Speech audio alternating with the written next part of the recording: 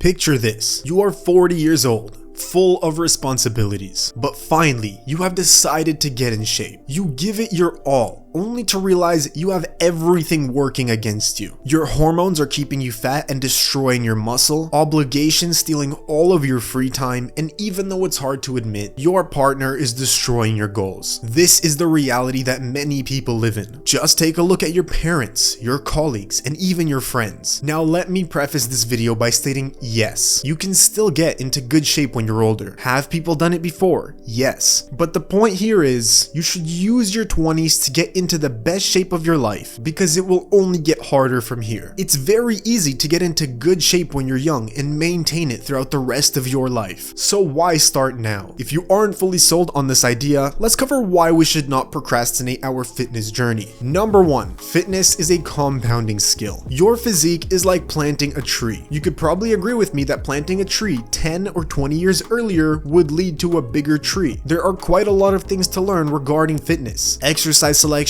dieting, muscle growth, fat loss, and so much more. Now, if you want to speed up this process of learning, press the first link in the description and join our school community. But the point is, the earlier you start, the more knowledge you will have. It will be easier for you to maintain your health and looks as time goes on, and there will be a much higher chance that you don't fall off any of your fitness plans. You may not be aware of it, but there is a common saying in the fitness sphere that if you get into shape by the age of 25, you will be in shape for life. Number 2, your body works for you and not against you. At the age of 30, a man's testosterone decreases 1% every single year. This makes it increasingly difficult to build muscle, burn fat, and also be motivated to exercise the longer you wait. In your teens and 20s, you're a growth machine. You're full of testosterone. Your metabolism is faster. Your cardio is better. You have better insulin sensitivity. You have a lower injury risk. You have less aches and pains. And the list goes on. As a 20-year-old, you can exercise 6 times per week and still recover fine, compared to a 30 or 40-year-old who's still sore and tired after exercising 3 times per week. So all of this allows you to recover much faster and thus push your body more, getting into better and better shape.